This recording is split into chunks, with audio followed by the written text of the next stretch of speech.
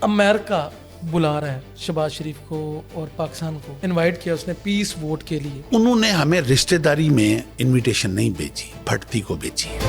America बुला रहा है शहबाज शरीफ को और पाकिस्तान को इनवाइट किया उसने पीस वोट के लिए।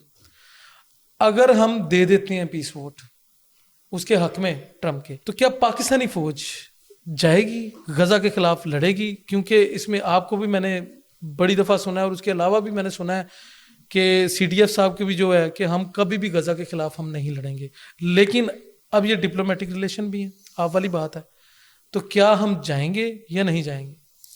सबसे पहले फैसल साहब यहाँ ये देखना है कि पाकिस्तान की रियासत का इजराइल के ऊपर, फ़लस्तीन के ऊपर पाकिस्तान का एक असूली मौक़िफ़ और ऑफिशियल स्टेटमेंट क्या है।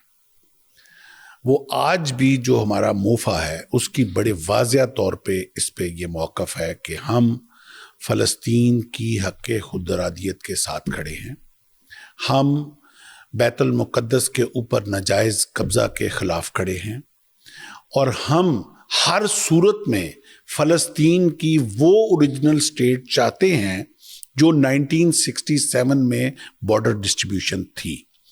हम उसके ऊपर 1967 वाली बॉर्डर पे ऊपर फ़लस्तीन चाहते हैं और फ़लस्तीन का कैपिटल जो है वो बैतुल मुक़द्दस को चाहते हैं। ये हमारा ऑफिशियल मौक़िफ़ है, ना इससे कोई हट सकता है ना कभी इस पे हटेगा। अब बात आ जाती है इन्विटेशन की। यस, इन्विटेशन ज़रूर आई है। इन्विटेशन क्यों आई है? अब ये चूंकि आपका आखिरी सवाल है तो अब मैं रेफर करूंगा आपके पहले सवाल को, जिसके जवाब में मैंने कहा था कि माइट इज राइट। अब कोई उन्होंने हमें रिश्तेदारी में इनविटेशन नहीं भेजी, भटती को भेजी है। सॉरी फॉर दिस वर्ड, लेकिन शायद इससे अप्रोप्रिएट मुनासिब हुआ तो चला देना, ना हुआ तो इसको डब कर देना। नहीं, ना मुनासिब हुआ तो डब कर दें।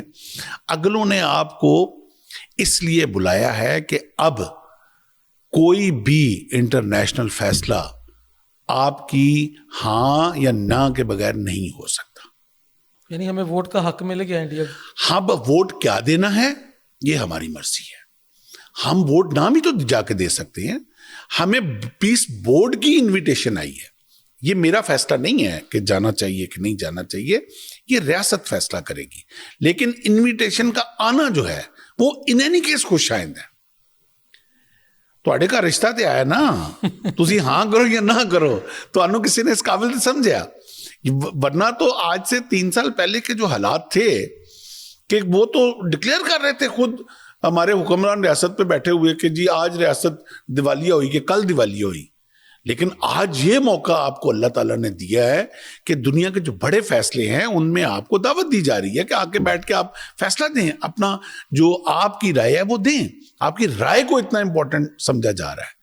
तो इन एनी केस ये एक खुशाइंद अमल है कि हमें इनवाइट किया गया है।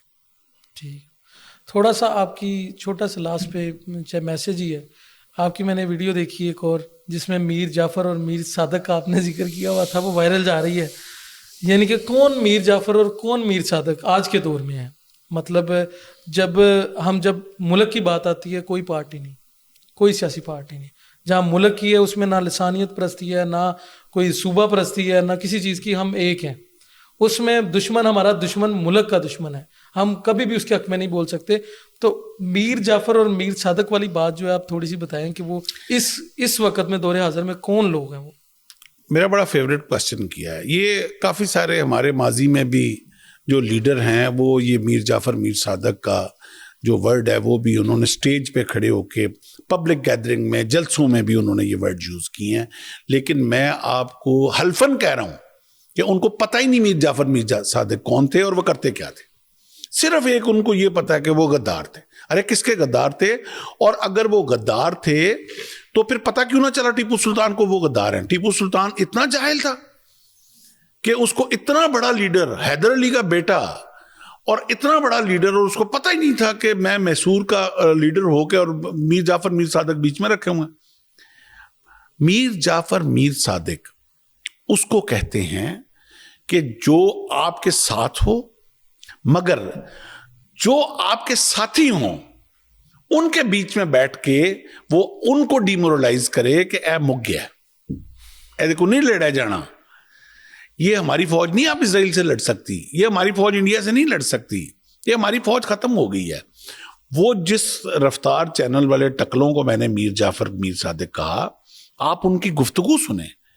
یعنی کہ ابھی انڈیا نے 3 میزائل مارے ہیں, بلاری بیس پہ انہوں نے 1 میزائل مارا ہے, اور وہ آج کہہ رہے ہیں کہ F-16 کے 2 اسکواڈرن تھے وہ تباہ ہو گئے ہیں, جو ہمارے اسٹریٹجک ویپن ادھر بلاری میں پڑے تھے وہ تباہ ہو گئے ہیں. تو اب تو ہم سمجھتے ہیں کہ ہمیں آخری اوور میں 3 چھکے پڑ گئے ہیں, تو اس لیے ہم میچ ہار گئے. ارے عقل کے اندھو, میں دوبارہ دہراتا ہوں, وہ 3 چھکے نہیں پڑے تھے, تم 3 چھکے بیٹھے ہوئے چینل کے اوپر, تم 3 چھکے بیٹھے ہوئے ہو, اور ابھی تم نے صرف انڈیا کی بیٹنگ دیکھی تھی, پاکستان نے تو ابھی بیٹنگ کرنی تھی, تم پری میچور ہی کمنٹ کر گئے. تو پھر جب پاکستان نے بیٹنگ کی تو ان جیسے جو چھکے اس طرف سے چھکے آئے تھے, پھر ان کے جو چھکے چھوٹے, پھر چھکے نہیں, پھر 1 اوور میں ہم نے 7 چھکے مارے, 9 بال پہ بھی 1 چھکا مار کے ہم نے 7 جہاز گرائے, اور چیخوں کی بات امریکہ تک کی, اور پھر اس کے بعد یہ رفتار والے چھکے نظر نہیں آئے.